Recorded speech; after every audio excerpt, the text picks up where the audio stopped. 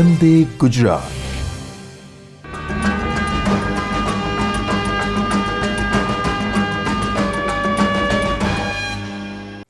સૌને નમસ્કાર.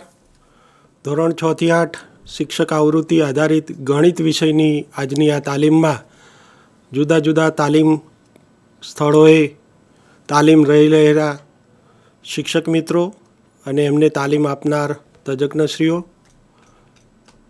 આજની આ તાલીમમાં મારી સાથે તજજ્ઞ તરીકે ડૉક્ટર વિજયભાઈ પટેલ કે જેઓ ગણિત વિષયના કન્વીનર છે, શ્રી નીતિનભાઈ દલવાડી જેઓ પણ ગણિત વિષયના એક્સપર્ટ છે, અને ભાઈ શ્રી પણ આપણી સાથે ઉપસ્થિત છે. ત્રણેય મિત્રોનું હું અહીંયા હાર્દિક સ્વાગત કરું છું અને ડૉક્ટર વિજય પટેલને હું વિનંતી કરું છું કે આજની આ 6 થી 8ની ગણિતમાં પોતાના વિષય વિશેની વાત કરે. શ્રી વિજયભાઈ. મિત્રો સૌને નમસ્કાર. ગુજરાત રાજ્યના તમામ રિસીવિંગ સેન્ટર પર ઉપસ્થિત તમામ મહાનુભાવોનું ફરીથી હાર્દિક સ્વાગત છે, આવકાર છે. ધોરણ 6 થી 8 ગણિત વિષય શિક્ષક આવૃત્તિ આધારિત આ તાલીમના પ્રસંગે આપણે સૌ ઉપસ્થિત રહ્યા છે. ત્યારે મિત્રો, ગણિત વિષય એક એવો વિષય છે કે જે તમામ વિષયો સાથે પ્રત્યક્ષ આ પરોક્ષ રીતે જોડાયેલો છે. ગણિત વિષયના શિક્ષણ દ્વારા ઘણી બધી બાબતો આપણે મેળવી શકીએ છીએ, કેળવી શકીએ છીએ. 3 થી 5નો ગણિતનો અભ્યાસક્રમ અને પાઠ્યક્રમ, ધોરણ 6 થી 8નો ગણિતનો પાઠ્યક્રમ અને અભ્યાસક્રમ, આ બંનેનો જો આપ તુલનાત્મક અભ્યાસ કરશો તો ઘણો બધો તફાવત જોવા મળે છે. મિત્રો, 3 થી 5ની જે ગણિતનું પાઠ્યપુસ્તક તૈયાર થયું છે એમાં વય કક્ષાને અનુરૂપ આપણી આસપાસ રહેલી તમામ બાબતો, રોજિંદા જીવનના વ્યવહારમાં ઉપયોગમાં થતી બાબતો, વિદ્યાર્થીઓ સરળતાથી અનુબંધ બાંધી શકે એવી બધી બાબતોને ધ્યાનમાં રાખીને થોડુંક વ્યવહારિક રીતે ગણિતને મૂકવાનો પ્રયત્ન કરવામાં આવ્યો છે. જ્યારે ધોરણ 6 થી 8ના ગણિત વિષયની અંદર ગાણિતિક બાબતોને વય કક્ષા અનુસાર અને ધોરણ અનુસાર ઉમેરવાનો પ્રયત્ન કરવામાં આવ્યો છે. મિત્રો, ગણિત વિષય દ્વારા સમગ્ર વ્યક્તિત્વનો જે વિકાસ, સમગ્ર વ્યક્તિત્વને કેવી રીતે આપણે આગળ લઈ જઈ શકીએ એનું ખૂબ જ મહત્ત્વ છે. ધોરણ 6 થી 8ના ગણિતની અંદર જે બાબતો મૂકવામાં આવી છે એ ગાણિતિક બાબતો એટલા માટે મૂકવામાં આવી છે કે બાળક જ્યારે ઉચ્ચ અભ્યાસ થાય, આગળનો અભ્યાસ કરે ત્યારે એ એની સાથે સાયુજ્ય સાધી શકે, એ ખૂબ જ અગત્યની બાબત છે. મિત્રો, શિક્ષક આવૃત્તિ આધારિત આપણી આ જ્યારે તાલીમ થઈ રહી છે ત્યારે તમામ સેન્ટર ઉપર તજજ્ઞ મિત્રો દ્વારા આપની સાથે ચર્ચા કરવામાં આવનાર છે. તમામ સેન્ટરો ઉપર ડાયટના જે મિત્રો ઉપસ્થિત છે અને તજજ્ઞ મિત્રો ઉપસ્થિત છે એમને નમ્ર વિનંતી, શિક્ષક આવૃત્તિ આપણી પાસે આવી ગઈ છે.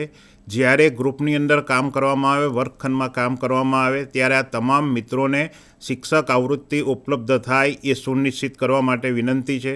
તજજ્ઞ મિત્રો દ્વારા પણ તમામ શિક્ષક મિત્રો પાસે જ્યારે શિક્ષક આવૃત્તિ ઉપલબ્ધ હશે ત્યારે જ આપણે કામ ખૂબ સારી રીતે અને ખૂબ સરળતાથી આપણે કરી શકીશું. મિત્રો, દીક્ષા પ્લેટફોર્મ ઉપર પણ આ તમામ શિક્ષક આવૃત્તિ મૂકવામાં આવી છે. તજજ્ઞ મિત્રોને અને ડાયટના મિત્રોને આ તબક્કે નમ્ર વિનંતી છે, દીક્ષામાં પણ લોગિન કરાવી અને તમામ મિત્રોને આનો અનુભવ કરાવવામાં આવે એ ખૂબ જ જરૂરી છે.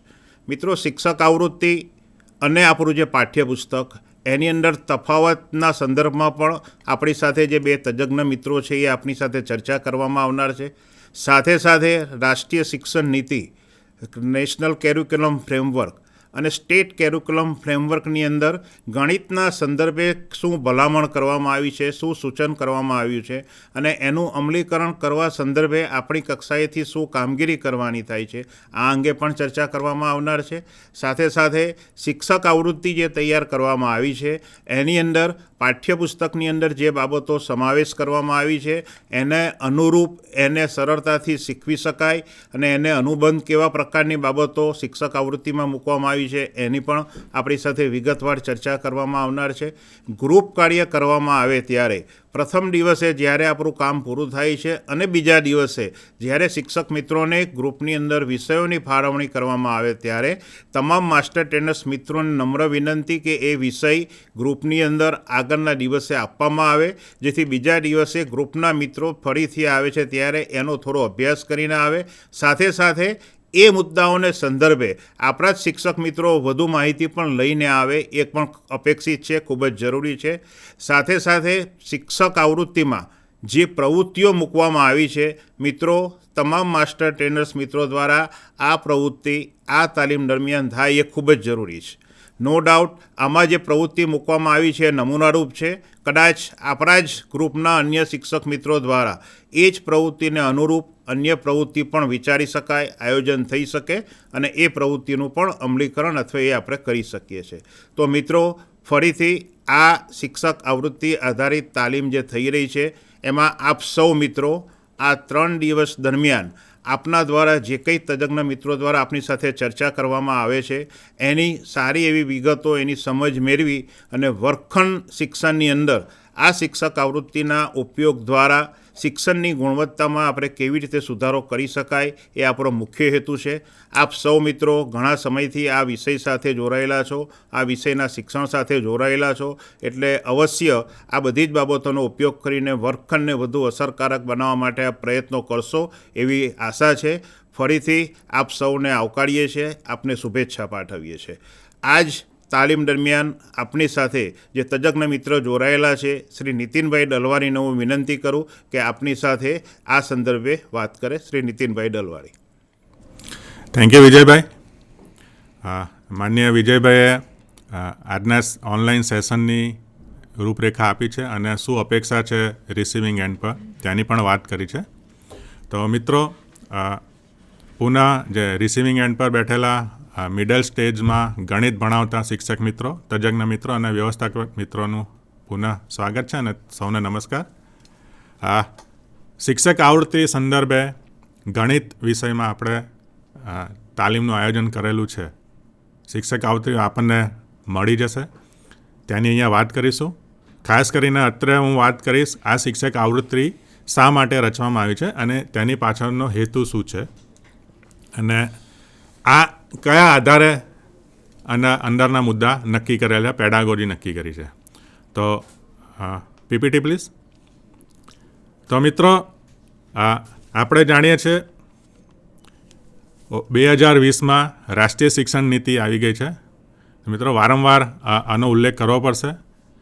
જેમ આપણે દિવસની શરૂઆત આપણા ઈષ્ટદેવ કે દેવીને યાદ કરીને કરીએ છીએ, તો જ્યારે આપણે શિક્ષણ કાર્યની શરૂઆત કરીએ તો આપણે રાષ્ટ્રીય શિક્ષણ નીતિને અવશ્ય યાદ કરવી પડે અને એટલા માટે વારંવાર આપણે આ નીતિની ભલામણ આપની સામે રાખીએ છીએ કે આ જ નીતિ આપણને આવનારા ભવિષ્યની દિશા આપણને ચીંધે છે.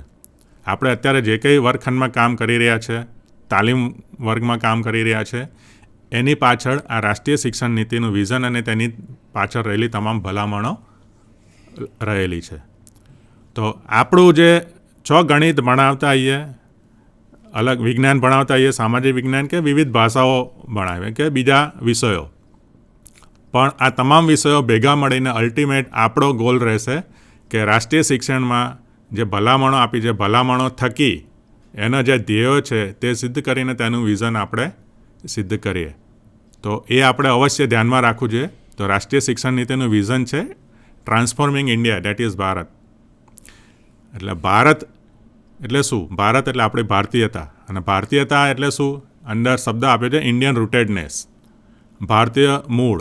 અને આપણું ભારતીય મૂળ એટલે આપણા દ્વારા ઉપયોગમાં લેવાતી ભાષા, આપણા દ્વારા ઉપયોગમાં લેવાતી પરંપરાઓ, આપણા સંસ્કાર, આપણો પહેરવેશ, આપણું શિક્ષણ, આ તમામ વસ્તુ જ્યારે જોડાય છે ત્યારે ભારતીય મૂળ સાથે જોડાય છે.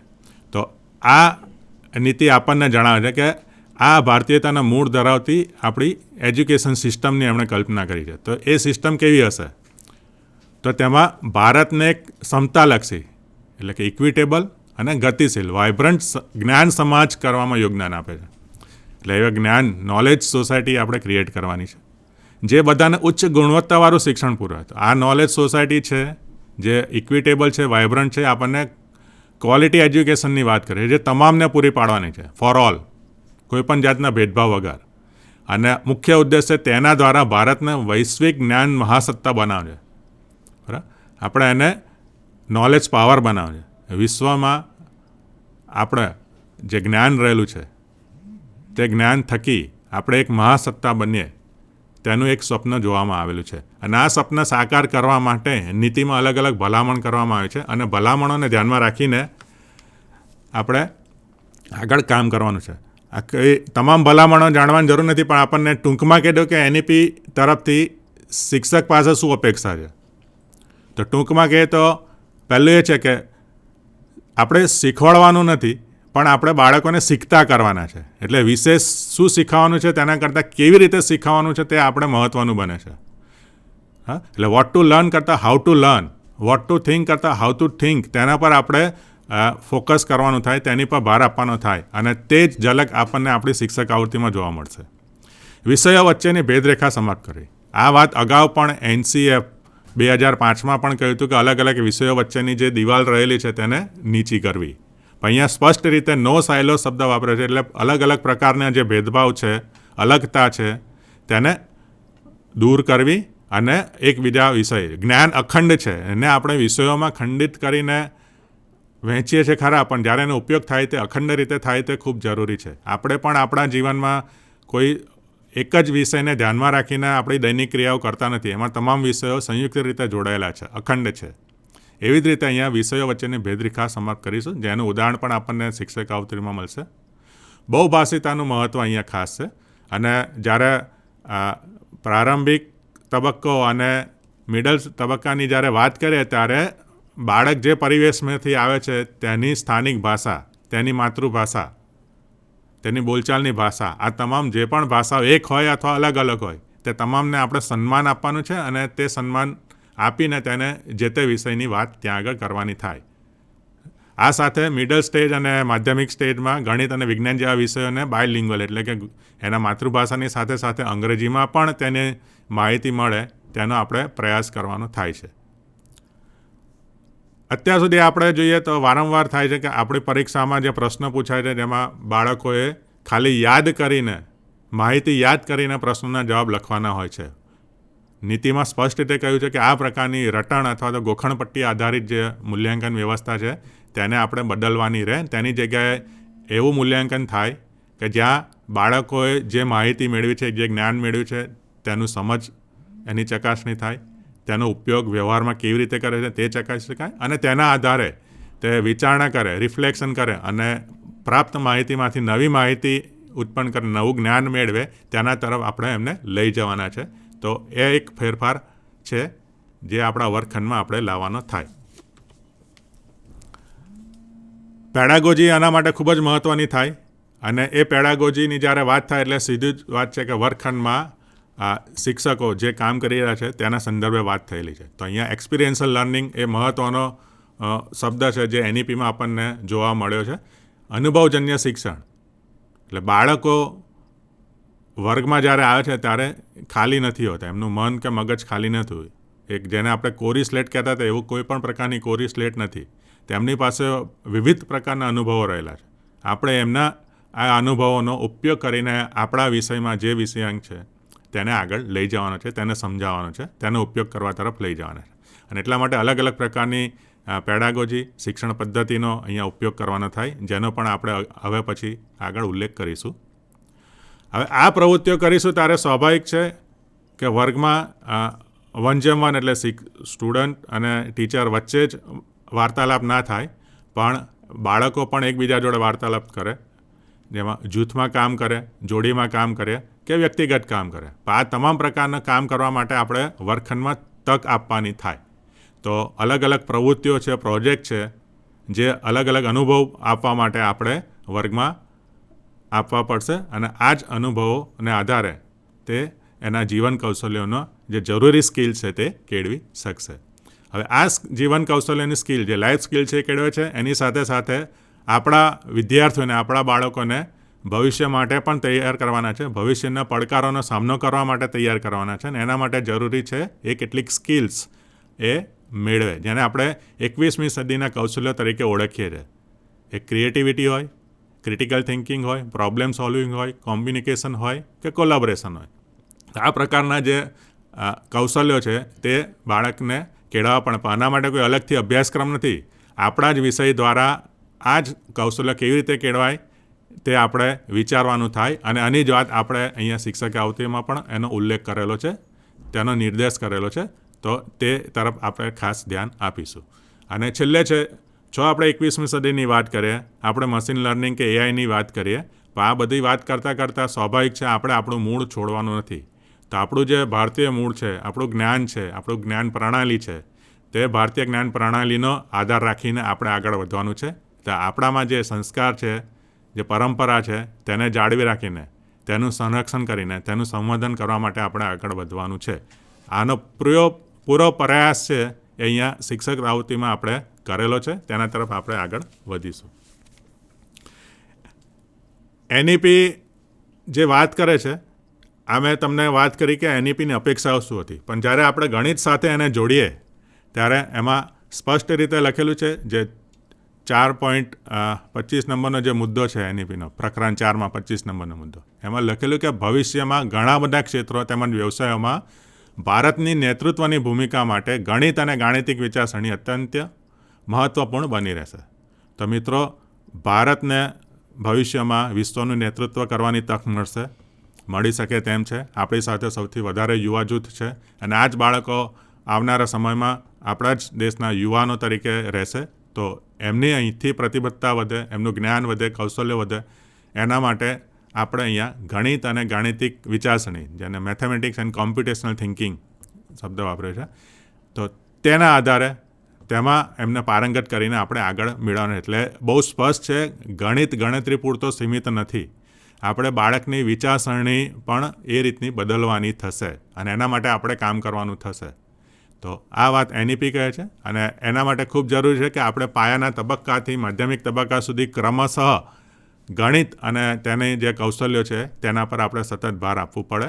અને કારણે આ ક્રમશઃ આપણે જેમ ધોરણ આગળ વધતું જશે એમ ભવિષ્યની જે ટેકનોલોજી છે, જે વિજ્ઞાન વિકસી રહ્યું છે, તો તે સંદર્ભે ગણિત સંદર્ભેના જે મુદ્દાઓ છે તેનો પણ આપણે સમાવેશ કરીને આપણા અભ્યાસક્રમને અદ્યતન બનાવવા જઈ રહ્યા છીએ. રાષ્ટ્રીય શિક્ષણ નીતિમાં જે કંઈ ભલામણો કરેલી છે, આ ભલામણો કેવી રીતે શાળા સુધી પહોંચશે, વર્ગખંડમાં પહોંચશે, એનું માર્ગદર્શક રૂપ એક પરિરૂપ બનેલું છે, જેને આપણે એનસીએફ કહીએ, નેશનલ કરિક્યુલમ ફ્રેમવર્ક.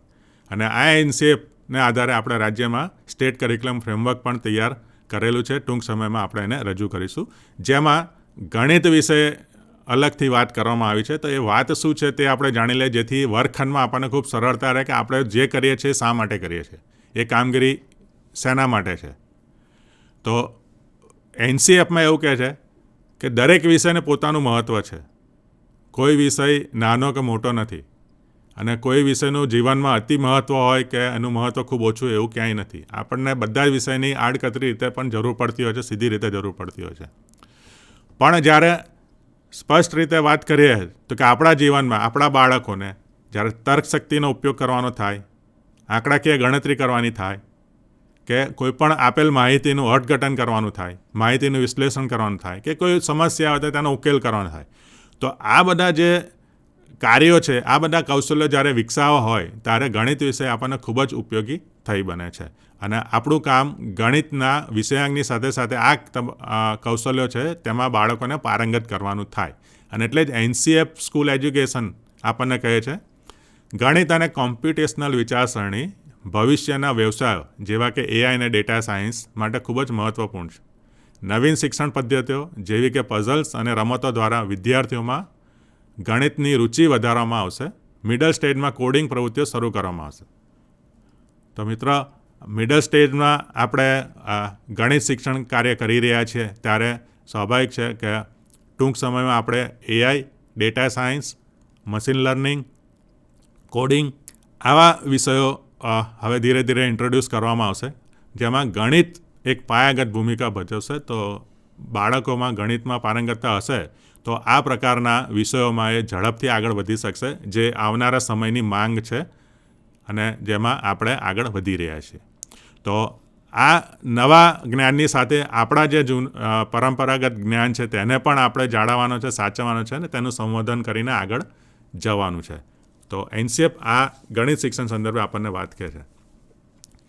જે શિક્ષણના ધ્યેયો જે આપ્યા છે એનસીએફમાં તે આ રીતના છે: ગણિતની પાયાની સમજણને કૌશલ્યો, એટલે ગણિતના પાયાના કૌશલ્યો જે છે તેમાં તમામ બાળકો પારંગતતા કેળવે તે ખૂબ જરૂરી છે, કારણ કે તેના આધારે જ ગણિતની નવી સંકલ્પનાઓ રચાય છે અને આગળ વધે છે.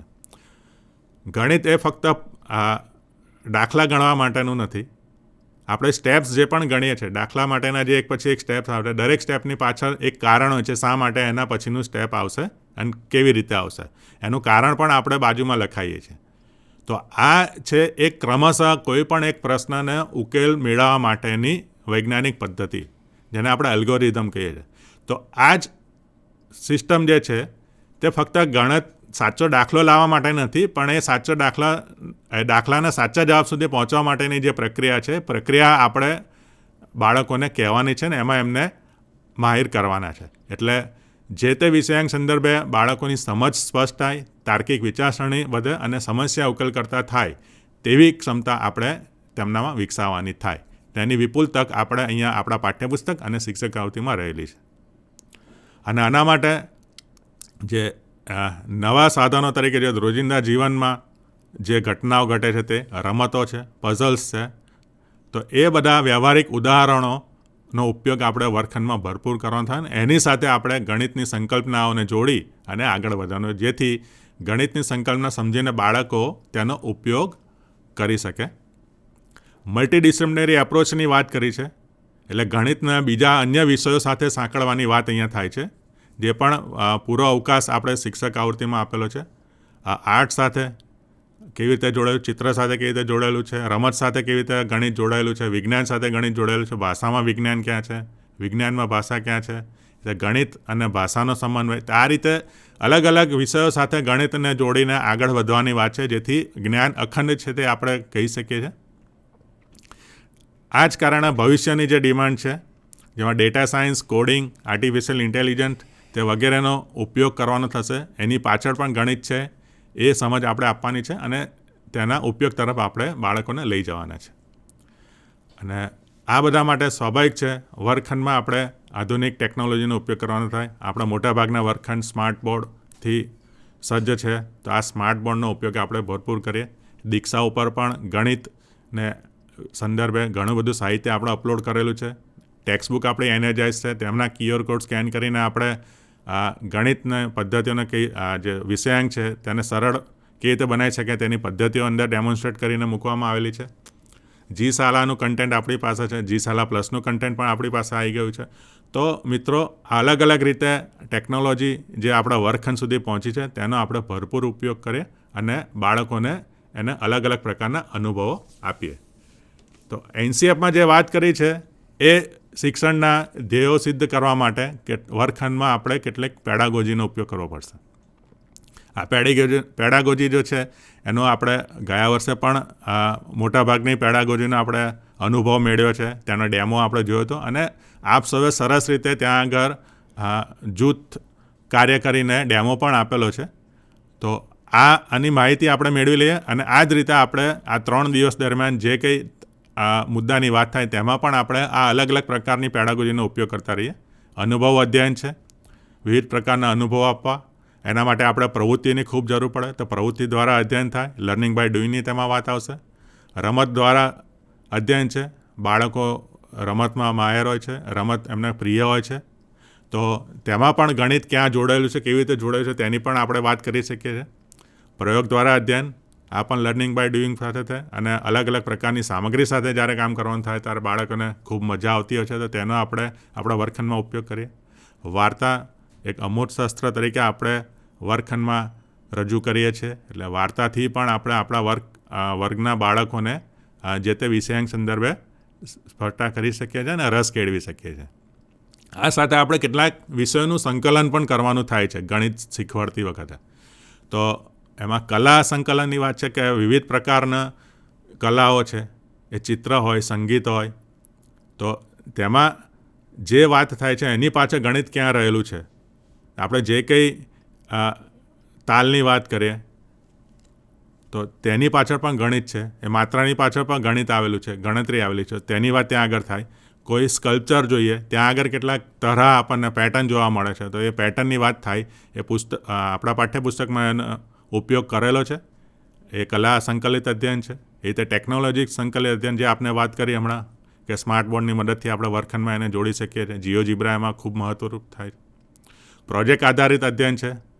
તો NCFમાં આના પર પણ ભાર આપવામાં આવ્યો છે કે બાળકોને અલગ અલગ પ્રકારના પ્રોજેક્ટ આપવામાં આવે, કેટલાક કેવી સમસ્યાઓ એના જીવનની આપવામાં આવે, આજુબાજુમાં જે રોજિંદા જીવનમાં ઉપયોગમાં આવે તેવી, કે જેના પ્રશ્નો એ ઉકેલે અને એના કારણ સુધી પહોંચે. તો પ્રોજેક્ટ એ રીતના આપણે વર્ગખંડમાં નક્કી કરી શકીએ છીએ. રમકડા આધારિત અધ્યયનની વાત છે અને નાટ્ય દ્વારા. તો આ અલગ અલગ પ્રકારની પેડાગોજી આપણે ગણિતમાં ઉપયોગ કરીએ. આના સિવાય બી ઘણી બધી છે, પણ અહીંયા જેનો ઉલ્લેખ NCFમાં કરવામાં આવ્યો છે, NEPમાં કરવામાં આવ્યો છે, તેની અહીંયા આગળ યાદી મૂકેલી છે. આ સિવાયની પણ પેડાગોજી જે છે આપણે વર્ગખંડમાં ઉપયોગ કરી શકીએ છીએ. આ બધું જ કરે પણ અલ્ટિમેટ આપણે દરેક વખતે આપણા દરેક તાસમાં, દરેક પીરિયડમાં આ વસ્તુ અંદર ક્યાંક ને ક્યાંક રિફ્લેક્ટ થાય, આપણે ધ્યાન રાખવું પડે કે 21મી સદીના કૌશલ્ય આપણા વિષય દ્વારા બાળકો કેવી રીતે સિદ્ધ કરે, કેવી રીતે માસ્ટરી કેળવે. આ એક જ તાસની કે એક જ વર્ષની વાત નહીં, ક્રમશઃ દરેક તબક્કામાંથી પસાર થઈને બાળકમાં નિપુણ થતો જાય છે, એના કૌશલ્યોને હસ્તગત કરી શકે છે.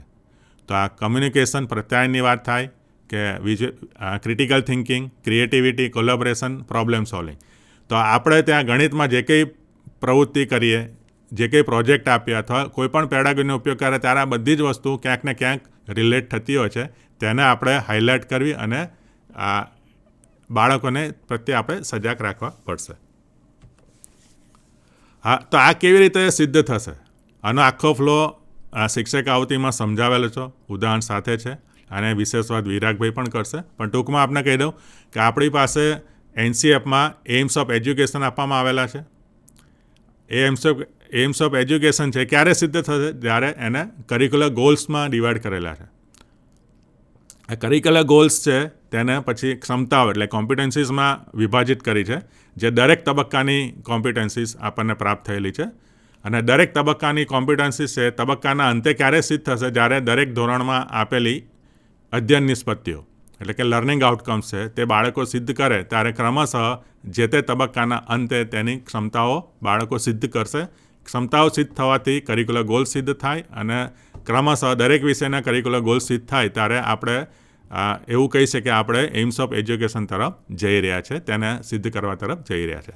તો મિડલ સ્ટેજની વાત કરીએ તો આપણી જોડે 10 કરિક્યુલર ગોલ્સ આવેલા છે અને એમાં કુલ 30 જેટલી ક્ષમતાઓ 3 વર્ષમાં આપણે કવર કરવાની થાય છે. અને તેના લર્નિંગ આઉટકમ છે તેની યાદી પણ આપણે શિક્ષક આવતીમાં આપેલી છે, જે પ્રકરણ વાઇઝ આપણે એની સાથે જોડાયેલી છે. તો તેની વાત શિક્ષક આવતીમાં આપણે કરીશું. તો મિત્રો, છેલ્લે એ જ કહીશ કે NEP 2020માં જે ભલામણ કરી છે અને એના આધારે NCF 2023 સ્કૂલ એજ્યુકેશનમાં જે ભલામણ કરવામાં આવી છે અને ખાસ કરીને ગણિત શિક્ષણની જે વાત કરી છે, તો આ ગણિત શિક્ષણની જે વાત છે તેને સિદ્ધ કરવા માટે, ગણિત વિષયને વધુ રસપ્રદ બનાવવા માટે, સરળ બનાવવા માટે અને એનું જે આઉટપુટ આવે અસરકારક બને, ઇફેક્ટિવ બને, તેના માટે ટેક્સ્ટબુક તો છે જ, પણ ટેક્સ્ટબુકનો પણ અસરકારક ઉપયોગ થઈ શકે તેના માટે એક મેન્યુઅલ તરીકે, એક મોડ્યુલ તરીકે, એક માર્ગદર્શિકા તરીકે આપણે શિક્ષક આવતી તૈયાર કરી છે. તો ધોરણ 6, ધોરણ 7, ધોરણ 8ની આ શિક્ષક આવતીઓ તૈયાર થઈ છે, આપની પાસે છે. આ 3 દિવસ દરમિયાન આ શિક્ષક આવતીના તમામ પ્રકરણ છે તેમાંથી આપણે પસાર થવાનું રહેશે, એની ચર્ચા કરવાની રહેશે. તો આ શિક્ષકતાઓને શું છે, કેવી રીતે છે, તેની વિશેષ વાત કરવા માટે હું માન્ય વિરાગભાઈ ગરાલાને વિનંતી કરીશ, જેઓ ડાયટ આણંદ ખાતે અધ્યાપક તરીકે કામગીરી બજાવે છે અને આપણા ગણિતના તજજ્ઞ છે. તો માન્ય વિરાગભાઈ. નમસ્કાર. નીતિનભાઈએ આપણને NCF અને NEP આધારિત ગણિત શિક્ષણમાં શું ભલામણો કરેલી છે એ અંગે આપણને રજૂઆત કરી. NCF SCની અંદર ગણિત શિક્ષણ દરમિયાન જણાવેલું છે કે ગણિત વિષય જે છે એ ફક્ત સંખ્યા જ્ઞાન કે ગણતરી પૂરતું મર્યાદિત ન રહેતા ગણિત શિક્ષણ દ્વારા 21મી સદીના કૌશલ્યોનો વિકાસ થાય એ ખૂબ જરૂરી છે. તો આ 21મી સદીના કૌશલ્યોનો વિકાસ વિદ્યાર્થીઓમાં કરવા માટે NCFની અંદર જે અલગ અલગ પ્રકારની પેડાગોજી દર્શાવેલી છે એ પેડાગોજીનો જો આપણે વર્ગખંડમાં ઉપયોગ કરતા થઈએ તો આપણે નિશ્ચિત લક્ષ્ય સુધી પહોંચી શકીએ. તો એના માટે GCERT દ્વારા શિક્ષક આવૃત્તિ તૈયાર કરવામાં આવી છે, જેમાં ધોરણ 6 થી 8ની જે શિક્ષક આવૃત્તિ છે એ અંગે એની અંદર કેવી કેવી બાબતોનો સમાવેશ કરેલ છે એની આપણે સમજ મેળવીએ. ધોરણ 6 થી 8ની ગણિત વિષયની જે શિક્ષક આવૃત્તિ છે એની અંદર અભ્યાસક્રમના ઉદ્દેશ્યો આપેલા છે. જે નીતિનભાઈએ વાત કરી કે 1 થી 10 જે અભ્યાસક્રમના ઉદ્દેશ્યો છે એ બધા જ અભ્યાસક્રમના ઉદ્દેશ્યો એ શિક્ષક આવૃત્તિમાં દર્શાવેલા છે. ત્યારબાદ પ્રથમ સત્રમાં જેટલી પણ ક્ષમતાઓ આવે છે એ બધી ક્ષમતાઓની યાદી પણ આપેલી છે. સાથે સાથે પ્રથમ સત્રની જેટલા પ્રકરણ છે એ બધાની અધ્યયન નિષ્પત્તિનો પણ સમાવેશ શિક્ષક આવૃત્તિમાં કરેલો છે. ત્યારબાદ NEP 2020 અને NCF SCના સંદર્ભમાં ગણિત શિક્ષણ અંગેની જે ભલામણો કરવામાં આવી છે એની પણ રજૂઆત શિક્ષણ આવૃત્તિમાં કરેલ છે. ત્યારબાદ NEP અને NCFના સંદર્ભમાં જે પેડાગોજીની યાદી જે હમણાં જ આપણે પ્રેઝન્ટેશનમાં જોઈ એ પણ આપણી આવૃત્તિમાં દર્શાવેલી છે. ત્યારબાદ આ શિક્ષક આવૃત્તિ શું છે, એ શિક્ષક આવૃત્તિનો ઉપયોગ આપણે વર્ગખંડમાં કેવી રીતે કરવાનો છે એની રજૂઆત પણ શિક્ષક આવૃત્તિમાં કરેલ છે. પ્રથમ સત્રમાં જેટલા પણ પ્રકરણ આપેલા છે એ પ્રકરણની શરૂઆત એ દરેક પ્રકરણનું મહત્ત્વ અને વ્યવહારમાં તેની ઉપયોગિતા શું છે એ દર્શાવીને કરવામાં આવેલ છે. કારણ કે જો આપણે વર્ગખંડમાં સીધું એ પ્રકરણની શરૂઆત કોઈ દાખલા કે ઉદાહરણથી કરીશું તો વિદ્યાર્થીને એ વ્યવહારમાં ક્યાં ઉપયોગી થશે એ સમજ નહીં આવે. માટે દરેક પ્રકરણની શરૂઆત કરતાં પહેલાં એ પ્રકરણ આપણા જીવનમાં શું ઉપયોગી થઈ શકે, વ્યવહારમાં એ ક્યાં ઉપયોગમાં આવી શકે એની વાત જો શિક્ષક દ્વારા વર્ગખંડમાં કરવામાં આવે તો વિદ્યાર્થીને એના જીવન સાથે એ ગણિતનું અનુબંધ કરી શકે છે. માટે દરેક શિક્ષક આવૃત્તિમાં દરેક પ્રકરણની ઉપર એક બોક્સમાં એ પ્રકરણનું મહત્ત્વ અને વ્યવહારમાં તેની ઉપયોગિતા વિશે જણાવવામાં આવેલું છે. ત્યારબાદ દરેક પ્રકરણમાં કેટલા અભ્યાસ બિંદુઓ એટલે કેટલી સંકલ્પનાઓ સમાવેશ કરેલ છે એની પણ યાદી આપવામાં આવેલ છે. અને એ અભ્યાસ બિંદુઓ આધારિત જે CG કરિક્યુલર ગોલ, કમ્પિટન્સી અને LO કે કોઈ પણ એક અભ્યાસ બિંદુ છે એ જો આપણે સિદ્ધ કરીએ તો એ કયા અભ્યાસક્રમના ગોલ સાથે, ક્ષમતા સાથે અને લર્નિંગ આઉટકમ સાથે સંકળાયેલી છે એની પણ માહિતી શિક્ષક આવૃત્તિમાં દર્શાવેલ છે. એટલે કે શિક્ષક આવૃત્તિનો જે ફ્લો છે એ આ રીતે રહેશે કે જે તે પ્રકરણો છે ત્યારબાદ એનું મહત્ત્વ રહેશે, ત્યારબાદ અભ્યાસ બિંદુઓ અને એ અભ્યાસ બિંદુઓ કયા લર્નિંગ આઉટકમ સાથે, કઈ ક્ષમતા સાથે અને કયા અભ્યાસક્રમના ધ્યેય સાથે સંકળાયેલા છે તેની વિગત આપેલી હશે. આપણે જોઈએ શિક્ષક આવૃત્તિમાં શું આપેલું છે એના વિશે આપણે જો સમજશું તો પછી આપણે શિક્ષક આવૃત્તિનો ઉપયોગ સારી રીતે કરી શકશું. આ શિક્ષક આવૃત્તિમાં જે વિવિધ પેડાગોજી છે એ દર્શાવવામાં આવી છે કે તમે કોઈ એક પ્રકરણને સમજાવવા માટે કઈ પેડાગોજીનો ઉપયોગ કરી શકો છો. તો એ આ શિક્ષક આવૃત્તિની અંદર ખૂબ સારી રીતે નિર્દેશિત કરવામાં આવી છે. શિક્ષક આવૃત્તિ ઉપરાંત પાઠ્યપુસ્તક આ બંને જે છે શિક્ષક માટેના એવા ઉપયોગી ઉપકરણ છે કે જેના દ્વારા આપણે વર્ગખંડમાં શિક્ષણ કાર્ય કરતા હોઈએ છીએ. તો આ જ્યાં જે વસ્તુનો ઉલ્લેખ થઈ શકે એટલે કે પ્રવૃત્તિ દ્વારા અધ્યયન, કલા આધારિત અધ્યયન, ટેકનોલોજી આધારિત અધ્યયન, અનુભવજન્ય શિક્ષણ, ભારતીય જ્ઞાન પ્રણાલી, સમૂહ ચર્ચા, નિદર્શન અને ચર્ચા, આ અલગ અલગ પ્રકારની જે પદ્ધતિ અને પ્રયુક્તિઓ છે એ શિક્ષક આવૃત્તિમાં ક્યાં રહેલી છે, કેવી રીતે આપણે એનો વર્ગખંડમાં ઉપયોગ કરવાનો છે એની સમજ આપણને શિક્ષક આવૃત્તિ પરથી મળી શકે છે. વિગતવાર ઉદાહરણો આપણે આગળ જોઈએ કે જેથી આપણને ખ્યાલ આવી શકે કે આ શિક્ષક આવૃત્તિમાં આ પદ્ધતિને પ્રયુક્તિઓ કેવી રીતે દર્શાવેલ છે એની આપણને સમજ પ્રાપ્ત થઈ શકે. આ ઉપરાંત શિક્ષક આવૃત્તિમાં વ્યક્તિગત કાર્ય, જૂથ કાર્ય, ચિંતનાત્મક પ્રશ્નો, અમુક પ્રકરણમાં શું ધ્યાનમાં રાખવા જેવી બાબતો અને ગણતરી માટેની વિવિધ રીતો, કોઈ એક કન્સેપ્ટ છે આપણે અલગ અલગ રીતોથી પણ સમજાવી શકતા હોય તો એની પણ રીત આપવામાં આવી છે. ઉપરાંત જે આપણી પાસે લર્નિંગ બાય ડુઈંગ અને NCERT કિટ રહેલી છે એનો કયા સંકલ્પના સમજાવવા માટે ઉપયોગ થઈ શકે એની પણ સમજ આપવામાં આવી છે. અને આપણે મૂલ્યાંકન કઈ રીતે કરવું જોઈએ એની પણ સમજ આપવામાં મીન્સ શિક્ષક આવૃત્તિમાં મેં તમને જે દર્શાવ્યું એ બધી જ વિગતો દર્શાવવામાં આવી છે કે એનો ઉપયોગ આપણે કઈ રીતે કરી શકીએ. હવે આપણે એની વિગતવાર સમજ મેળવીએ કે આ બધી જ વસ્તુ શિક્ષક આવૃત્તિમાં કેવી રીતે અને ક્યાં રહેલી છે એની સમજ મેળવીએ. પહેલું જ છે શિક્ષક આવૃત્તિમાં જે પ્રવૃત્તિ આધારિત અધ્યયન છે એ કઈ રીતે દર્શાવેલ છે. તો આ રીતે તમે જોઈ શકશો. ધોરણ 6 પૂર્ણાંક સંખ્યાઓનું પ્રકરણ છે એમાં એક પ્રવૃત્તિ આપેલી છે. તો આ પ્રવૃત્તિ આપણે શિક્ષક આવૃત્તિમાં જે સૂચના આપી છે એ મુજબ આપણે વર્ગખંડમાં કે મેદાનમાં આ પ્રવૃત્તિ આપણે કરાવી શકીએ કે જેથી આપણે વિદ્યાર્થીઓમાં પૂર્ણાંક સંખ્યાઓના સરવાળા અને બાદબાકીની સંકલ્પના સારી રીતે સ્પષ્ટ કરાવી શકીએ. તો અહીંયા જે પ્રવૃત્તિ આપી છે એના મુજબ જોઈ શકીએ કે એક સંખ્યા રેખા આપણે દોરી શકીએ છીએ અને જે શિક્ષક પ્રવૃત્તિમાં સૂચના આપી છે કે વિદ્યાર્થીને -2 ઉપર ઊભા રાખવાના છે, પણ જમણી બાજુ 4 પગલાં ચલાવીએ તો આપણને કઈ સંખ્યા મળે. તો આ એક પ્રવૃત્તિ કરવાથી વિદ્યાર્થીને સંખ્યા રેખાનો પણ ખ્યાલ આવશે, પૂર્ણાંક સંખ્યાઓનો પણ ખ્યાલ આવી શકશે અને ડાબી બાજુ જવાથી એમાં બાદબાકી કરવી પડે અને જમણી બાજુ ચાલવાથી એમાં સરવાળો કરવો પડે. હવે ઘણી બધી કૌશલ્યોનો આ પ્રવૃત્તિ કરાવીને આપણને સમજ પ્રાપ્ત થઈ શકે છે.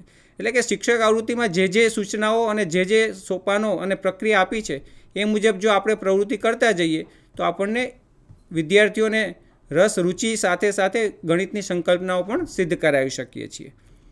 બીજું આપણે ઉદાહરણ જોઈએ કે કલા આધારિત અધ્યયન, કલા સંકલિત શિક્ષણ. તો શિક્ષક આવૃત્તિમાં એનો પણ ઉલ્લેખ કરેલો છે. ધોરણ 6નું જે પ્રકરણ છે ભૂમિતિના પાયાના ખ્યાલો, એની અંદર આ પ્રવૃત્તિ આપેલી છે કે એક ચિત્ર આપેલું છે. એ ચિત્ર આધારિત આપણા જે ભૌમિતિક આકારો છે એની સમજ બાળકને કેટલી છે એનો આપણને ખ્યાલ જો આવવો હોય તો આપણે એના દ્વારા મેળવી શકીએ કે એ ચિત્ર છે એની અંદર કેટલા બિંદુઓ છે, કેટલા ત્રિકોણ રહેલા છે, કેટલા વર્તુળ છે, કેટલા કિરણ છે. જો આ રીતે બાળકને અલગ અલગ ચિત્રો આપીને આ રીતે ભૌમિતિક આકારને જે ઓળખી શકે તો એમની અંદર ભૌમિતિક આકારોનો સંકલ્પના વિકાસ થઈ શકે. તો અહીંયા એક ચિત્ર આપેલું છે. આવા અન્ય ચિત્રો પણ આપણે સંકલિત કરી શકીએ છીએ અને પ્રોજેક્ટર ઉપર કે મોટા સ્ક્રીન ઉપર વિદ્યાર્થીઓને બતાવીને ભૌમિતિક આકારો સાથે આપણે કલાનો અનુબંધ કરાવી શકીએ છીએ. આ ઉપરાંત આપણે વિદ્યાર્થીઓને એવા ટાસ્ક પણ આપી શકીએ છીએ કે અમુક પ્રકારના ભૌમિતિક આકારો આપી શકીએ અને એના આધારે બાળક કોઈ ચિત્ર બનાવે તો જેથી આપણે ગણિતનો અને કલાનો બંનેનો અનુબંધ કરી શકીએ. એટલે કે અહીંયા ફક્ત એક વિષય શીખવા પૂરતું મર્યાદિત ન રહેતા બંનેનો અનુબંધ જો આપણે સારી રીતે કરીએ તો ગણિત પણ શિક્ષણ થઈ શકે અને સાથે સાથે કલાનું પણ શિક્ષણ થઈ શકે છે. ટેકનોલોજી સંકલિત અધ્યયનનું આપણે ઉદાહરણ ટેક્સ્ટબુકની અંદર આપેલું છે. ધોરણ 7 રેખાઓ અને ખૂણાઓ, એની અંદર એક લિંક આપેલ છે. જીઓજીબ્રા સોફ્ટવેર છે. આપણને ખ્યાલ છે કે જીઓજીબ્રા સોફ્ટવેર છે આપણને જીઓમેટ્રી એટલે કે ભૂમિતિના સંકલ્પનાઓ અને સાથે સાથે એલ્જીબ્રા એટલે કે બીજગણિતની સંકલ્પનાઓની સમજ માટેનું ખૂબ સારું એવું સોફ્ટવેર છે જે આપણે ફ્રી ઓફ આપણે ઉપયોગ કરી શકીએ છીએ. તો અહીંયા એક QR કોડ પણ આપેલો છે અને સાથે સાથે લિંક પણ આપેલી છે. આ લિંક અને QR કોડ દ્વારા આપણે રેખા અને ખૂણાના 2 કન્સેપ્ટ આપેલા છે. અહીંયા નમૂના માટે તમને દર્શાવેલું છે, પણ અન્ય જગ્યાએ પણ ઘણી જગ્યાએ આઈસીટીના ઉપયોગની વાત કરેલી હશે. તો આ જે કન્સેપ્ટ છે કોટિકોણ અને પૂરક કોણ જેવા ઘણા બધા કન્સેપ્ટ છે એની સમજ માટે તમે જીઓજીબ્રા જેવા સોફ્ટવેરનો ઉપયોગ કરીને વર્ગખંડમાં ટેકનોલોજી સાથે ગણિતની જે અમૂર્ત સંકલ્પનાઓ છે એની સમજ પ્રાપ્ત થઈ શકે છે. ઘણીવાર બાળકને એવું થઈ શકે કે 1 અંશનો ખૂણો કેટલો હોઈ શકે, અથવા આપણે ઘણીવાર વિધાન બોલીએ છીએ કે વર્તુળની જીવા છે એ વ્યાસ એ વર્તુળની સૌથી મોટી જીવા છે. તો વિદ્યાર્થીને એના માપ સાથે આપણે જીઓજીબ્રાની મદદથી ખૂબ સારી રીતે સમજાવી શકીએ છીએ કે 1 અંશનો ખૂણો પણ હોઈ શકે અને 1 અંશના કોટિકોણનું માપ કેટલું થાય, 1 અંશના પૂરક કોણનું માપ કેટલું થાય અને ધીમે ધીમે અલગ અલગ માપની જીવાનું માપ વધારતા જઈએ અને એ વ્યાસ સુધી પહોંચે ત્યારે એનું માપ જે છે એ મેક્સિમમ હોય છે. ફરીથી આગળ જતાં એનું માપ ઘટતું જાય છે. તો આ રીતે આપણે સમજાવી પણ શકીએ. મીન્સ ટેકનોલોજી એક એવું માધ્યમ છે કે જેના દ્વારા આપણે વિદ્યાર્થીઓને જે અમૂર્ત સંકલ્પનાઓ છે એને આપણે વિઝ્યુલાઇઝ કરાવી શકીએ, એને મૂર્ત બનાવી શકીએ. તો આપણે ટેકનોલોજીનો ઉપયોગ ગણિતમાં થાય એના માટે પણ વર્ગખંડમાં આપણે કાર્ય કરવું જોઈએ. ત્યારબાદ બહુ અગત્યની બાબત છે કે જેના ઉપર આખું અત્યારની જે NCF રચાયેલું છે કે જે અનુભવજન્ય શિક્ષણની વાત કરવામાં આવે છે કે જ્યાં સુધી વિદ્યાર્થીને વિષય વસ્તુનો અનુભવ પ્રાપ્ત નહીં થાય, એ જીવન સાથે જ્યારે એનું જોડાણ નહીં થાય ત્યાં સુધી એ કન્સેપ્ટ એ સંકલ્પના વિદ્યાર્થી સારી રીતે શીખી શકશે નહીં. તો અહીંયા શિક્ષક આવૃત્તિમાં એવા પણ ઘણા ઉદાહરણ આપ્યા છે કે જે એના અનુભવજન્ય અધ્યયન સાથે સંકળાયેલા હોય. અહીંયા આપણને ખ્યાલ છે કે ધોરણ 8માં રાશિઓની તુલનાનો જે કન્સેપ્ટ આવે છે જેની અંદર વળતર, GST, ટકા આવા ઘણા બધા કન્સેપ્ટ આવે છે કે એ દરમિયાન આપણે બાળકને બેંકની મુલાકાતે લઈ જઈ શકીએ છીએ અને બાળકને અલગ અલગ પ્રકારની બેંકની વિગતો ઉપરાંત બાળકને કોઈ સ્ટોર ઉપર લઈ જઈને આપણે એને વળતરની સમજ પણ આપી શકીએ છીએ. અને અહીંયા તમને એક સમજ માટે એક બિલ મૂકેલું છે, તો આવા ઘણા બધા બિલનું કલેક્શન કરીને બાળકને આપણે સમજાવી શકીએ છીએ કે બાળકને જીએસટી, કારણ કે બિલની અંદર જીએસટી લાગતું હોય છે, તો જીએસટીના અલગ અલગ પ્રકારના દર હોય છે, તો કયા પ્રકારની વસ્તુ ઉપર કેટલા ટકા જીએસટી લાગે છે અને જીએસટીની ગણતરી કઈ રીતે કરવામાં આવે છે એની સમજ આપણે અલગ અલગ પ્રકારના બિલ લાવીને વિદ્યાર્થીઓને જૂથમાં કાર્ય કરાવીને આપી શકીએ છીએ. તો આનાથી બાળકનું અનુભવ જે છે એ બિલ્ડ થતો હોય છે, એનો વિકાસ થતો હોય છે અને એના દ્વારા બાળકને સંકલ્પનાનો વિકાસ થતો હોય છે. તો આવા પ્રકારના અનુભવજન્ય શિક્ષણના પણ ઘણા બધા ઉદાહરણો આપણી શિક્ષક આવૃત્તિમાં આપેલા છે. ત્યારબાદ જે વાત થઈ કે ટેકનોલોજીનો તો ઉપયોગ કરવાનો છે, આપણે આગામી સમયમાં ડેટા વિજ્ઞાન અને એઆઈ તરફ તો આગળ વધવાનું જ છે, સાથે સાથે ભારતીય જ્ઞાન પ્રણાલી પણ વિદ્યાર્થીઓમાં સુનિશ્ચિત થાય અને આપણા જે ભારતીય મૂળ છે એના વિશે પણ વિદ્યાર્થી અવગત થાય એ જવાબદારી પણ આપણી રહેલી છે. તો શિક્ષક આવૃત્તિમાં આવા ઉદાહરણો પણ મૂકેલા છે કે જે આપણે અગાઉ આપણે આનો ઉપયોગ કરતા હતા. આપણે જોઈએ છીએ કે જ્યારે શિક્ષણ આજથી 30-40 વર્ષ પહેલાં 50 પૈસા 25 પૈસાનું પણ ચલણ હતું, ત્યારે આપણે અડધાનો ઘડિયો કે સવાનો ઘડિયો કે દોઢનો ઘડિયો પણ અભ્યાસક્રમમાં હતો, કારણ કે ત્યારે ચલણમાં હતું. તો વિદ્યાર્થીઓને આનાથી અવગત કરવા જોઈએ કે અડધાનો ઘડિયો પણ બાળકો શીખે અને એનો ઉપયોગ કરતા થાય. અને વ્યવહારમાં જે બાબતોનો ઉપયોગ થતો હોય, વ્યવહારમાં ઘણીવાર આપણા વડીલો ઉપયોગ કરતા હોય કે 1,500, ₹1.5 અથવા 1.5 અથવા 2.5 આવા ઘણા બધા શબ્દોનો ઉપયોગ કરતા હોય છે. તો એ શું છે અને એનો ઉપયોગ કઈ રીતે શિક્ષણમાં થતો હોય છે એના વિશે પણ આપણે માહિતી આપી શકીએ છીએ. તો બાળક આવા વ્યવહારિક જ્ઞાન સાથે સાથે આપણા પૂર્વજો પાસે કેવું પ્રકારનું જ્ઞાન હતું, એ કઈ રીતે ગણતરી કરતા હતા એની પણ આપણે સમજ આપવી ખૂબ જરૂરી છે. ત્યારબાદ અલગ અલગ નાની નાની જે પ્રયુક્તિ કહી શકાય ગણિત શિક્ષણ માટેની, કે આપણે વિદ્યાર્થીઓને ચર્ચા માટે પ્રોત્સાહિત કરી શકીએ. તો અહીંયા એક સમૂહ ચર્ચા માટેનું પણ ઉદાહરણ આપેલું છે કે વિદ્યાર્થીઓને ચર્ચા દ્વારા પણ તમે ઘણું બધું શીખવી શકો છો. તો આપણી પાસે બાલવૃંદ જેવું એક ગ્રુપ હોય છે, તો એના જુદા જુદા ગ્રુપમાં રચીને એને તમે જુદા જુદા પ્રકારના ત્રિકોણ આપી શકો ગ્રુપમાં, અને એ ત્રિકોણમાં અલગ અલગ ખૂણાના માપ એ કોણ માપકની મદદથી માપે અને આપણને ખ્યાલ છે કે એનો સરવાળો 180 થવો જોઈએ. તો અલગ અલગ પ્રકારના પ્રશ્નો પૂછીને એની અંદરોઅંદર વિદ્યાર્થીઓ એની અંદર ચર્ચા કરે અને અલગ અલગ પ્રકારના પ્રશ્નો મેળવવા માટે અને એક કન્સેપ્ટ સમજવા માટે એ એકબીજા સાથે ચર્ચા કરીને જે પણ પ્રશ્નોના જવાબ આપે એવી પણ તક આપણે વર્ગખંડમાં આપવી જોઈએ.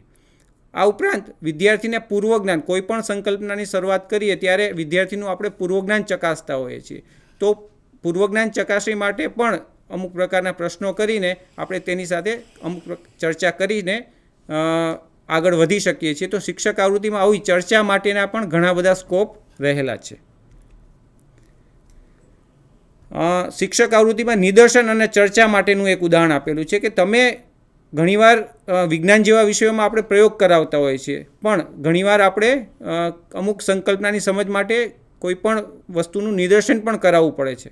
તો અહીંયા એક એવી પ્રવૃત્તિ પણ રહેલી છે કે જેમાં અપૂર્ણાંક સાથે અપૂર્ણાંકનો ગુણાકાર જો સમજાવવો હોય તો આપણે ટ્રાન્સપરન્સીની અંદરનો ઉપયોગ કરીને તમે એ સમજાવી શકો છો. તો અહીંયા 2 પ્રકારની ટ્રાન્સપરન્સી A અને B લઈએ અને જે તમે ચિત્રમાં જોઈ શકો છો એ રીતે આપણે એને આચ્છાદિત કરીએ, એટલે કે 1/3 અને 2/4, અને એ બંનેનો જો આપણે ગુણાકાર કરવો હોય તો કઈ રીતે થઈ શકે એની એક પ્રારંભિક સમજ મેળવવા માટે આપણે આ એક નિદર્શન, એક ડેમોન્સ્ટ્રેશન કરાવી શકીએ છીએ અને એ ડેમોન્સ્ટ્રેશન સાથે વિદ્યાર્થીઓની ચર્ચા પણ કરાવી શકીએ છીએ, જેથી આપણે અપૂર્ણાંક સાથેનો ગુણાકાર કઈ રીતે થઈ શકે, શું પરિણામ મળે છે એ આપણે સમજાવી શકીએ છીએ.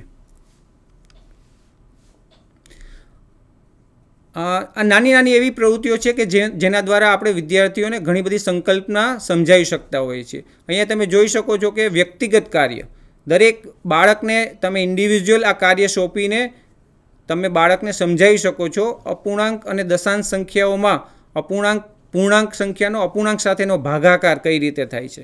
તો અહીંયા એક સરસ મજાનું એક નાનકડું ઉદાહરણ આપ્યું છે કે તમે કોઈ એક બાળકને 3 ચોકલેટ આપો છો અને એને સૂચના આપો છો કે તમારે દરેક બાળકને અડધી ચોકલેટ આપવાની છે, તો તું કેટલા બાળકને ચોકલેટ આપી શકીશ. તો એ બાળક એ કાર્ય વ્યક્તિગત રીતે કરીને જુએ અને જોઈ શકે કે હું અડધી ચોકલેટ આપું છું તો કેટલા બાળકોને આપી શકું, અને એ નક્કી કરે કે હું 6 બાળકોને આપી શકું. અને એના આધારે આપણે જ્યારે વર્ગખંડમાં પૂર્ણાંક સંખ્યાનો અપૂર્ણાંક સાથેનો ભાગાકાર કઈ રીતે થાય છે એ સમજાવી શકીએ. અને આની જેમ તમે અલગ અલગ બીજી વસ્તુઓ પણ વિદ્યાર્થીને વ્યક્તિગત રીતે આપો અને એને એ પ્રયત્ન કરીને જુએ કે ખરેખર શું પ્રક્રિયા થઈ છે.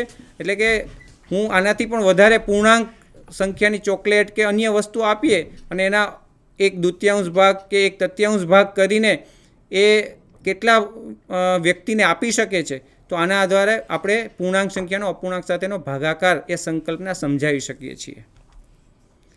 સેમ એ જ રીતે જૂથ કાર્ય તમે ગ્રુપમાં પણ વિદ્યાર્થીને બેસાડીને અલગ અલગ માપની દોરીના ટુકડા કરીને આપી શકો છો અને એને સમાન ટુકડા કરવા માટે કહે છે.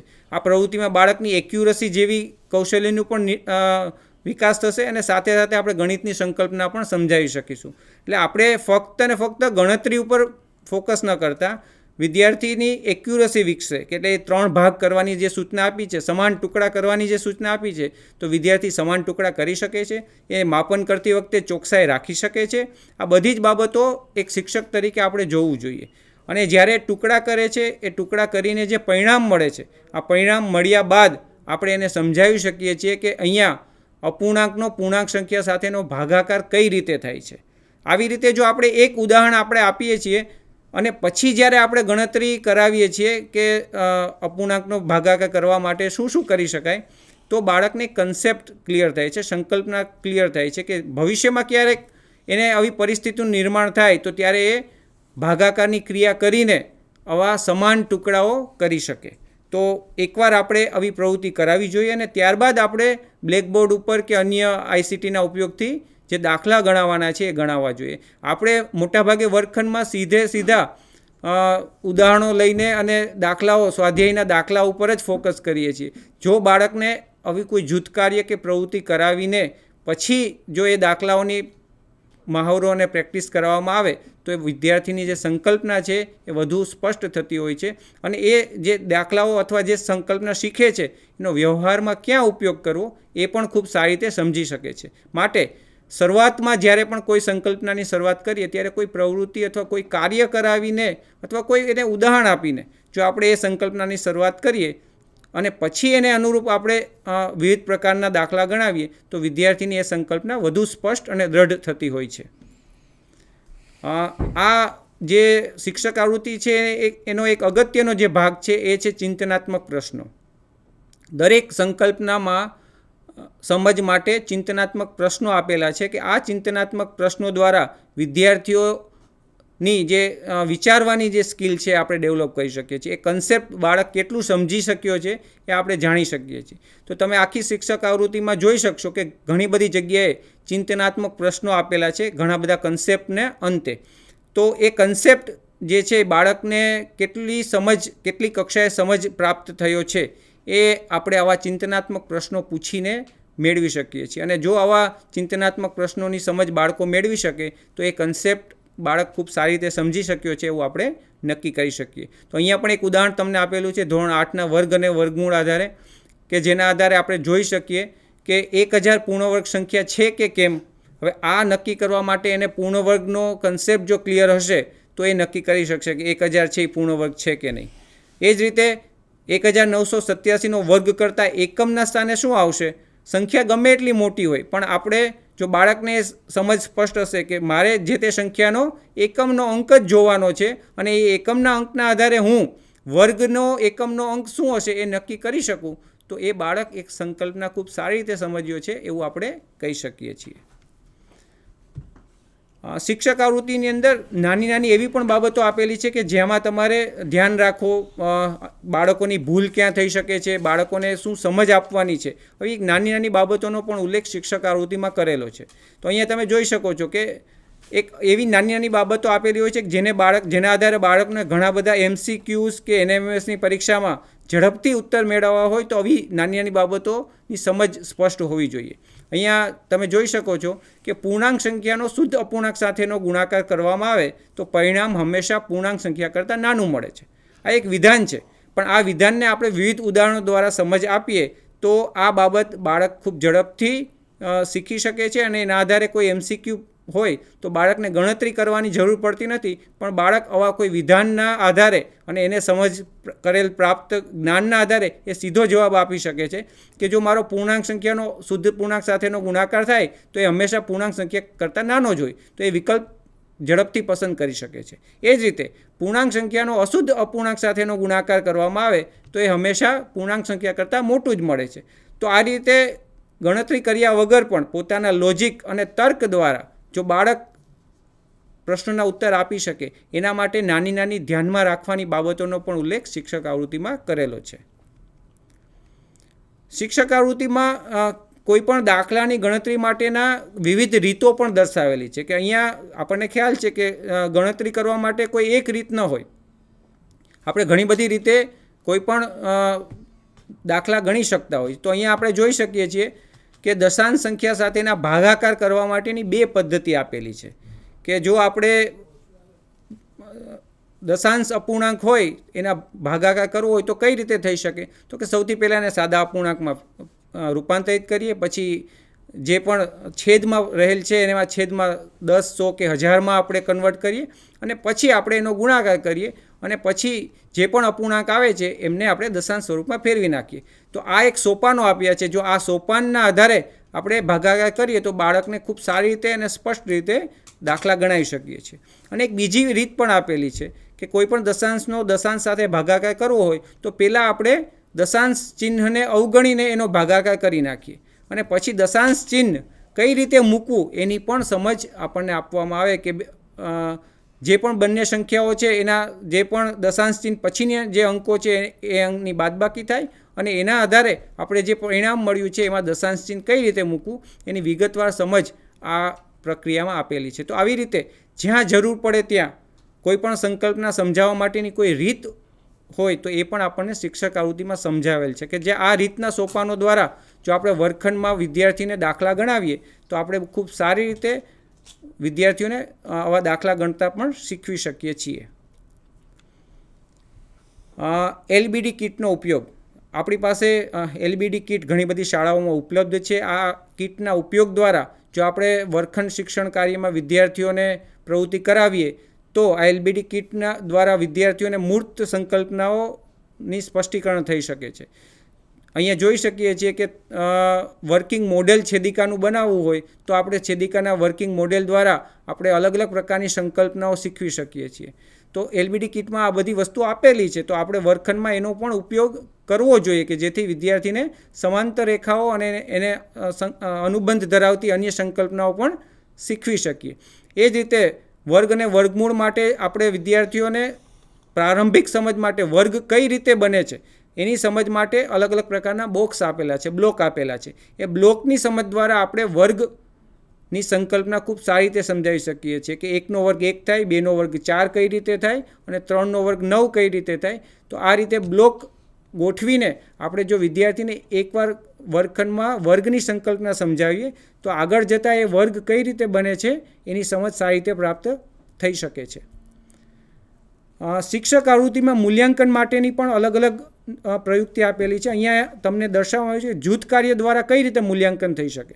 આપણે મોટાભાગે મૂલ્યાંકન એટલે એવું સમજતા હોય છે કે લેખિત અને મૌખિક મૂલ્યાંકન કરવું, પણ તમે ગ્રુપમાં કે પ્રોજેક્ટ આપીને પણ વિદ્યાર્થીનું મૂલ્યાંકન કરી શકો છો. તો એની સમજ સ્પષ્ટ કરવા માટે અહીંયા એક જૂથ કાર્ય આપ્યું છે અને એ મૂલ્યાંકન માટે ઉપયોગમાં થાય છે. જોઈ શકીએ કે અપૂર્ણાંક અને દશાંશ અપૂર્ણાંક જે છે એ તમે કોઈ પણ વિદ્યાર્થીઓને કોઈ પણ દુકાને મોકલીને આપણે બતાવી શકીએ. ઘણા બધા રેપર્સ, એ પછી વેફર હોય, બિસ્કિટ હોય કે અન્ય ઘણી બધી સામગ્રી હોય કે જેના રેપર્સમાંનો અભ્યાસ કરીને આપણે જોઈ શકીએ કે અહીંયા જે પણ માહિતી એ વજનની હોય કે એની પ્રાઇઝની હોય એ બધું અપૂર્ણાંક અને દશાંશ અપૂર્ણાંકમાં રહેલું હોય છે અને એના ટાસ્ક આપીને તમે બાળકનું મૂલ્યાંકન પણ કરી શકો છો. તો આપણે શિક્ષણમાં નવીનતા લાવવા માટે અલગ અલગ પ્રયુક્તિનો ઉપયોગ કરવા માટે મૂલ્યાંકનમાં પણ નવીનતા લાવવી પડશે. જો આપણે ફક્ત બાળકોનું મૂલ્યાંકન લેખિત અને મૌખિક સ્વરૂપમાં જ કરીશું, જો આપણે ક્રિયાત્મક મૂલ્યાંકનને વધારે ધ્યાન નહીં આપીએ તો પણ આપણું જે ગણિત છે એ રસપ્રદ બની શકશે નહીં. તો અંતમાં આપણે સમજીએ કે આ શિક્ષક આવૃત્તિ દ્વારા આપણે શું કરવાનું છે. શિક્ષક આવૃત્તિમાં આગળ દર્શાવેલ તમામ વસ્તુઓ આપેલી છે. પ્રવૃત્તિ દ્વારા અધ્યયનથી લઈને મૂલ્યાંકન સુધીની તમામ પ્રકારની વસ્તુઓ શિક્ષક આવૃત્તિમાં ક્યાંક ને ક્યાંક રિફ્લેક્ટ થતી તમે જોવા મળશે. આ સિવાયની પણ તમે પ્રવૃત્તિ અને અલગ અલગ પેડાગોજી અને અલગ અલગ વ્યક્તિગત અને જૂથ કાર્ય અને મૂલ્યાંકનની ટેકનિક્સનો ઉપયોગ તમે તમારા વર્ગખંડમાં કરી શકો છો. અહીંયા શિક્ષક આવૃત્તિમાં આપેલી તમામ વસ્તુ એક ઉદાહરણરૂપ છે. અહીંયા એનાથી પણ વિશેષ કાર્ય તમે તમારા વર્ગખંડમાં કરી શકો છો. અહીંયા જે આપેલ ઉદાહરણ છે એ તમને માર્ગદર્શિત કરવા માટે છે. હવે આ શિક્ષક આવૃત્તિ દ્વારા તમને શું શું મહત્ત્વ અથવા તમને શું ફાયદો થઈ શકે અથવા તમને ક્યાં મદદ મળી શકે એના વિશે થોડી વાત કરીએ. કે તમે જે દૈનિક આયોજન કરો છો, તમારા પાઠનું આયોજન કરો છો, એના માટે તમને આ શિક્ષક આવૃત્તિ ખૂબ જ ઉપયોગી સાબિત થઈ શકે. એ શિક્ષક આવૃત્તિના આધારે તમે તમારા વર્ગખંડની પદ્ધતિ અને પ્રયુક્તિ નક્કી કરી શકો છો. તમારે વર્ગખંડમાં કોઈ એક સંકલ્પના માટે કયા પ્રકારના TLMની જરૂર છે અથવા કયા પ્રકારની સાહિત્ય અથવા સામગ્રીની જરૂર પડશે એ પણ તમને આ શિક્ષક આવૃત્તિ દ્વારા મદદરૂપ થઈ શકશે. સંકલ્પનાના સ્પષ્ટીકરણ માટે તમારે કેવા કેવા ઉદાહરણો આપવા જોઈએ. ફક્ત ને ફક્ત દાખલા ગણાવવા કરતાં તમે એને કેવા કેવા ઉદાહરણો આપીને સંકલ્પના સ્પષ્ટ કરાવી શકશો એ પણ તમને આ શિક્ષક આવૃત્તિ દ્વારા ખ્યાલ આવી શકશે. અધ્યયન અને અધ્યાપનની વિવિધ પદ્ધતિઓ જે આપણે જોઈ કે તમે અલગ અલગ અધ્યાપન પદ્ધતિનો જો વર્ગખંડમાં ઉપયોગ કરશો તો ગણિતને તમે વધારે રસપ્રદ બનાવી શકશો. જો આપણે ફક્ત ને ફક્ત ચોક એન્ડ ટોક પદ્ધતિનો ઉપયોગ કરીશું તો ગણિતને રસપ્રદ બનાવી નહીં શકશું. હા, ગણિત વિષય એવો છે કે જેમાં ચોક અને ટોકનો ઉપયોગ કરવો પણ પડે, પણ કોઈ પણ સંકલ્પનાની શરૂઆત કરતાં પહેલાં કે એ સંકલ્પનાને વધુ સ્પષ્ટીકરણ માટે જો આપણે પ્રવૃત્તિ કરાવીએ અને પછી બ્લેકબોર્ડનો ઉપયોગ કરીએ તો આપણે ગણિતને સારી રીતે ન્યાય આપી શકીએ છીએ. શિક્ષક આવૃત્તિમાં જે ચિંતનાત્મક પ્રશ્નો પૂછવામાં આવ્યા છે એવા પ્રશ્નો પણ આપણે જો વર્ગખંડમાં પૂછીએ કોઈ પણ એક સંકલ્પનાના સ્પષ્ટ કર્યા બાદ તો આપણને ખ્યાલ પણ આવી શકે કે વિદ્યાર્થીની કેટલી સંકલ્પના સ્પષ્ટ થઈ અને વિદ્યાર્થીને તર્કનો પણ વિકાસ આપણે કરી શકીએ છીએ. જો આપણે શિક્ષક આવૃત્તિનો મહત્તમ ઉપયોગ કરીશું તો શિક્ષકનું જે અધ્યાપન કૌશલ્ય છે, વિવિધ પેડાગોજીનો ઉપયોગ છે, વિવિધ નાની નાની ટેકનિક્સનો ઉપયોગ જો તમે કરતા થશો તો આપણું જે વર્ગખંડ છે એ ઇન્ટરેક્ટિવ બનશે, વિદ્યાર્થીઓ વધુ સક્રિય બનશે અને વિદ્યાર્થીનું ધ્યાન કેન્દ્રિતકરણ પણ વધી શકે છે. ICTના ઉપયોગથી આપણને ખ્યાલ છે કે અમૂર્ત સંકલ્પનાઓ સમજવા માટે ICT ખૂબ જરૂરી છે. ઘણીવાર આપણે વિધાનો બોલી દેતા હોઈએ છીએ પણ એ વિધાનો વિદ્યાર્થીને સમજ આવતી નથી. જો આપણે એને સમજ પ્રાપ્ત કરાવી હોય તો ICTનો શિક્ષણમાં ઉપયોગ કરવો જ પડે. અને સાથે સાથે છેલ્લે જોઈએ કે વિદ્યાર્થી ફક્ત લેખિત નહીં પરંતુ મૌખિક અને ક્રિયાત્મક મૂલ્યાંકન પણ એટલું જ મહત્ત્વનું છે. એના માટેનું માર્ગદર્શન પણ આપણને આ શિક્ષક આવૃત્તિમાંથી પ્રાપ્ત થઈ શકે છે. આમ ટૂંકમાં શિક્ષક આવૃત્તિ જે છે એ શિક્ષક માટે પોતાના વર્ગખંડ માટેનું એક દિશાદર્શક બની શકશે અને એ શિક્ષક આવૃત્તિ દ્વારા વિદ્યાર્થીને વર્ગખંડમાં કેવી રીતે અધ્યયન અધ્યાપન માટે તૈયાર કરવો અને જે NCFમાં ભલામણ કરેલ છે કે 21મી સદીના કૌશલ્યો માટે વિદ્યાર્થીને સજ્જ કરવાનો છે, એના માટે શિક્ષકની સજ્જતા જો આપણે તૈયાર કરવી હોય તો એના માટે શિક્ષક આવૃત્તિ આપના માટે પણ ખૂબ જ ઉપયોગી સાબિત થશે. અને આ રીતે શિક્ષક આવૃત્તિની જે આ તાલીમ છે એ તાલીમ દરમિયાન પણ આપ સૌ શિક્ષક આવૃત્તિના અલગ અલગ ઉદાહરણોની સમજ પ્રાપ્ત કરો અને એનાથી પણ વિશેષ જો ઉદાહરણો આપની પાસે હોય તો એની પણ રજૂઆત આપની કક્ષાએથી પ્રવૃત્તિ દરમિયાન કરો એવી શુભેચ્છાઓ અને નમ્ર અપીલ સાથે ધન્યવાદ. આભાર વિરાગભાઈ.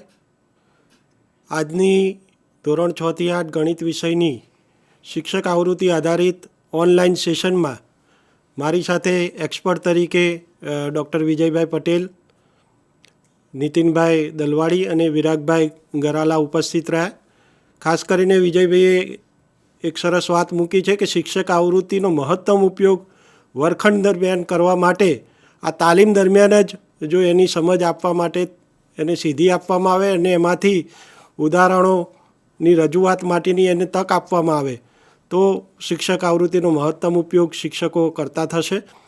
નીતિનભાઈએ એમની વાતમાં આપણને એનઈપીની ભલામણો શું છે, ગણિત વિષયના સંદર્ભમાં આપણે વર્ગખંડમાં એને કેવી રીતે પ્રસ્તુત કરવાની છે અને એનઈપીની અપેક્ષાઓ શું છે એના વિશેની સરસ મજાની વાત મૂકી છે આપણી સામે. વિરાગભાઈએ શિક્ષક આવૃત્તિનો ઉપયોગ કેવી રીતે કરવો અને વર્ગખંડમાં એને કેવી રીતે લઈ જવાની છે, શિક્ષક આવૃત્તિમાં શું અપેક્ષા રાખવામાં આવી છે અને કેવી રીતે વર્ગખંડમાં એની પૂર્વ તૈયારી કરવાની છે એની સરસ મજાની સમજૂતી આપણને આપી છે. આ તબક્કે ત્રણેય એક્સપર્ટનો હું આભાર વ્યક્ત કરું છું.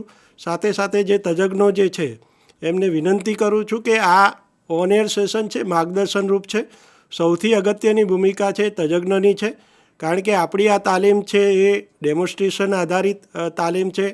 કોઈ પણ વિષય વસ્તુનો મુદ્દો છે, કોઈ પણ લર્નિંગ આઉટકમ છે, એને કેવી રીતે વર્ગખંડમાં પ્રસ્તુત કરવો એની સરસ મજાનું ડેમોન્સ્ટ્રેશન તજજ્ઞના માધ્યમથી આપવામાં આવે છે. અને પછી પૂર્વ તૈયારી કર્યા બાદ શિક્ષકોએ કોઈ એક લર્નિંગ આઉટકમને આધારે જૂથમાં પોતાના વિષય ઉપરનું કામ કરે છે અને એને રજૂ કરે છે.